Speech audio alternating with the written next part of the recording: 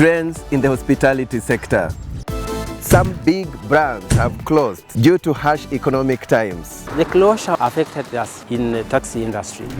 But many others have come up in various parts of the country.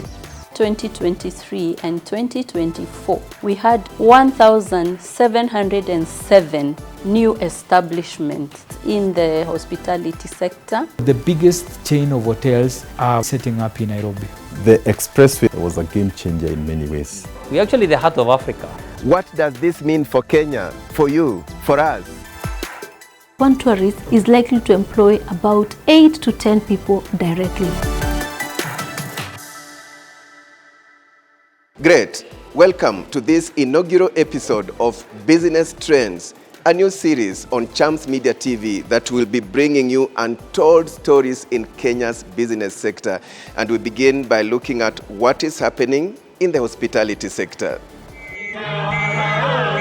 The hospitality sector is an important cog in the wheel that drives Kenya's tourism sector.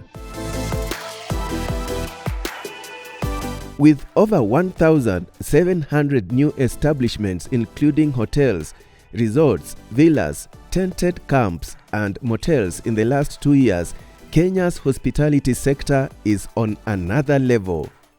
Actually, we are doing very well, and that will surprise a lot of people. If there is one industry and one sector that is driving the economy of this country today for the last 2 years, that will be tourism. When we came out of COVID 2020, the future was looking very bleak, but the recovery has been very good. The last report that was released, 2024, placed us at almost 87% recovery post-COVID, which means that we are actually higher than global average. Yes, you heard it right. Higher than the global average. We even saw international brands that have come into the country, like JW Marriott, Pullman, Hyatt Regency. We have Novotel, Agile, Intercontinental by Holiday Inn. And then we even have the homegrown ones like Glee Hotel. We have others that have really expanded. If you look at the Sarova that is here, if you look at Serena, many establishments have really expanded. Tourism Regulatory Authority, the state corporation that regulates the entire tourism sector, says quite a number of international investors are setting up in national parks across the country. Mara, for example, have been having a lot of interest in terms of from international players. Savo, for example, is another good place that most investors will want to invest. Go to Mount Kenya. It is quite interesting that we have quite a number of facilities that wants to set up in Mount Kenya region. The new hotels are boosting tourism in the country. If you look at our capacity, and I'll narrow down to Nairobi for instance, we have over 300 hotels within the capital of Nairobi, and with that we've seen the growth in MICE tourism, which is now accounting 30% of our overall source, just coming second after leisure and holiday, which is at 40% of our total arrivals. And then looking at the entire country, we have over 25 five-star hotels in the whole of Kenya. That goes to show that we have now built our capacity as a country to push the numbers and the ability to host more meetings, incentives with travel, conferences in this part of the world that everybody prefers as a preferred destination for conferencing. One of the factors that have contributed to the growth of the hospitality sector in Kenya and beyond the borders is training. Our staff in the hospitality industry are basically world class. And in fact, if you go to countries like Dubai, Tanzania, all the way even into the broader East African region, you will find a lot of Kenyans who are working in the hospitality industry. So the first thing that the government has done is to have training that allows our staff to be at that global level.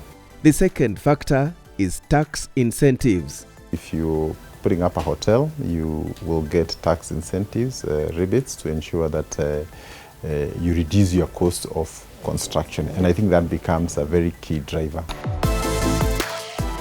Then there is the aggressive marketing and bidding for international conferences. We have specific marketing drives that seek to bring more tourists and more investors to come. And I think also if you look at it within the midterm, Kenya is actually a destination for many of these functions regionally and also globally. And I think this is really where we would want to exercise our strategic advantage. Also, it is worth noting that Kenya is a prominent regional and continental ICT hub with a robust telecommunications infrastructure, abundant skilled talent, and a growing tech sector, making it a hub for innovation and investment. That is also a key investment catalyst. Kenya positioning itself also as a digital hub. We would wish to host global data centers here in Kenya. We would like to be a global hub of technology. Connectivity is very critical for the African continent. The digitization agenda is one that is really the pillar of the ease of doing business. Thousands of services have been digitized as a way of ensuring not only are the citizens getting services faster and easily, but also the business community as well. Some of the supporting sectors to start with is infrastructure, because we've got to have accessibility, both air, the road, other means of transport, and therefore infrastructure is a very big enabler. That is together with other players, tour guiders and tour operators. We have the people who do the bookings, we have the hotel industry, we have the energy sector, the water sector is critical, the health sector. Literally, the tourism sector is almost a centerpiece of all that happens in the economy, and we are glad that we are forging good collaborations, not only within government and government ministries, but also with counties, with development partners, and more importantly, with the private sector. In the past, if you came for a conference in Nairobi, you would take maybe 3-4 hours maybe from South Africa, but when you land at JKI, it take another 2 hours to get to KICC.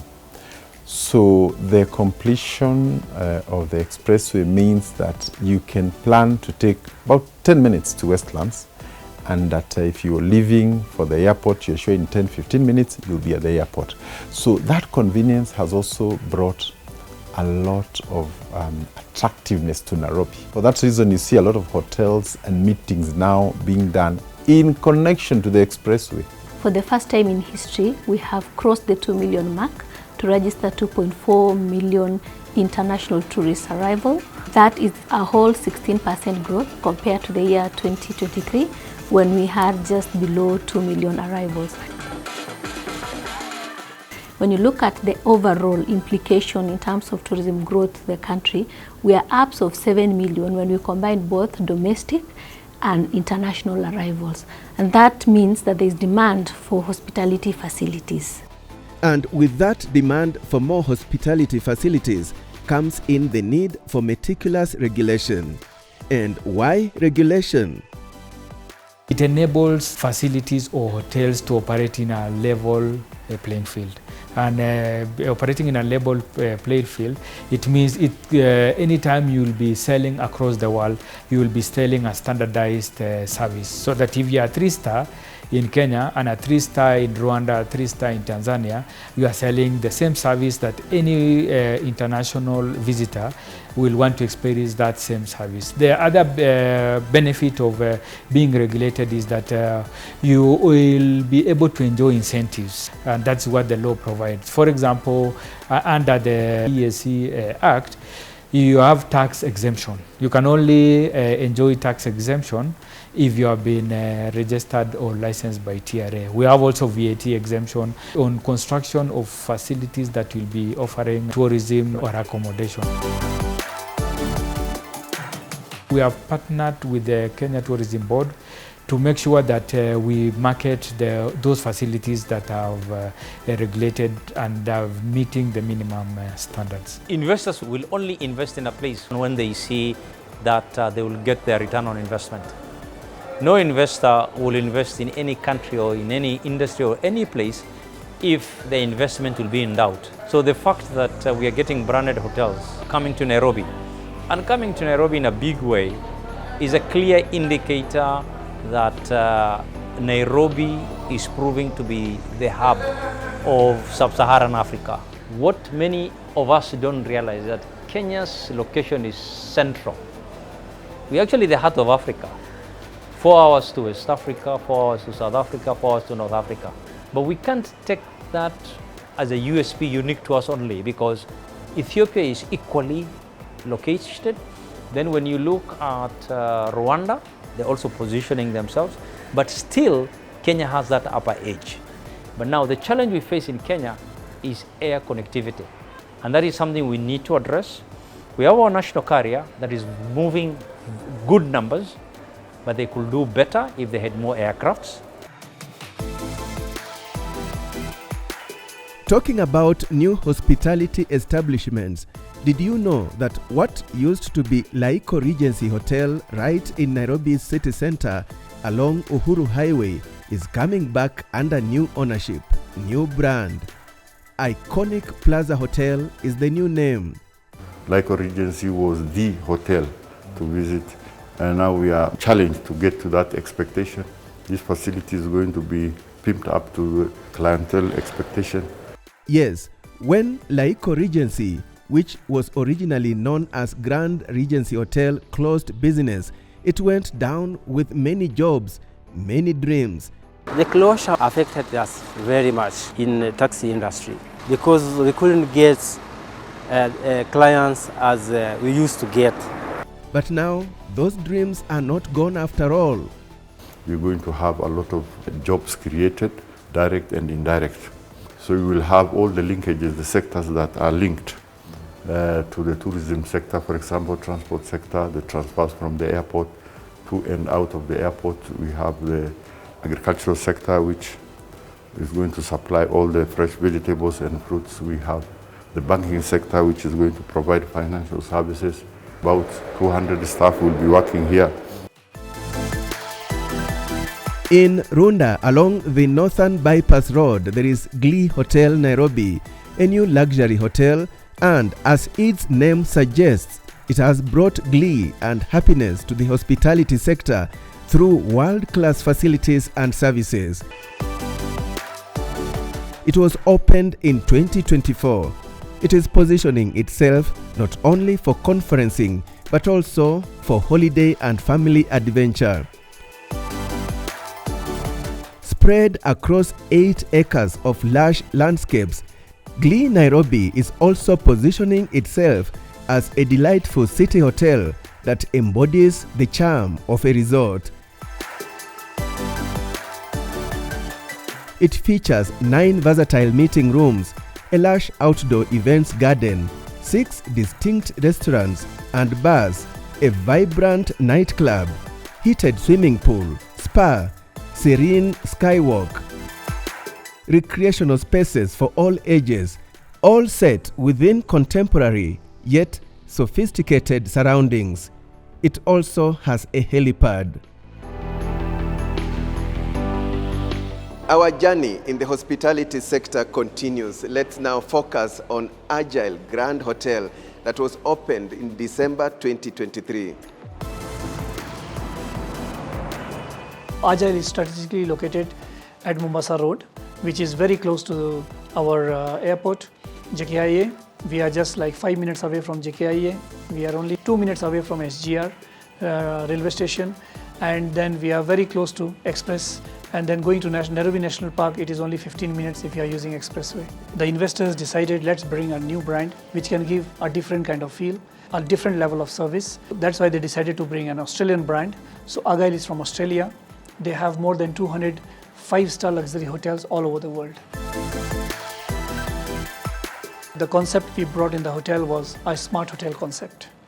So our hotel is a smart hotel. The technology-wise, Our hotel rooms are very different. Our conference halls are very unique. We have 5 smart conference halls. We have a very huge garden. It's very, very suitable for your corporate dinners, your cocktail parties, even for any launching events, for exhibition areas. So it can take about 250 people, this garden itself. In total, we have 231 rooms, and we have different categories, like almost 7 categories. We have starting from suite rooms, then we have executive rooms, then we have premium, then we have family rooms as well, deluxe rooms, standard rooms. The other new entrant is Pan-Pacific Serviced Suites Nairobi at the Global Trade Center in Westlands. Globally, we are under a chain of groups of hotels called Pan-Pacific Hotels Group. We are the only one currently in Africa. We consider it home away from home. Our property sits on 28 floors, so according to the preference of the guests, they can stay as low as they want, or they can stay as high as they want. So our room starts from the 7th floor all the way to the 28th floor. We have 175 rooms, ranging from suites to deluxes to premier rooms. We have people coming for birthdays, weddings, social activities. We have employed over 1,000 staff in the whole GTC complex. We have 6 conference rooms, which actually can accommodate up to 600 packs, up to 1,000 people.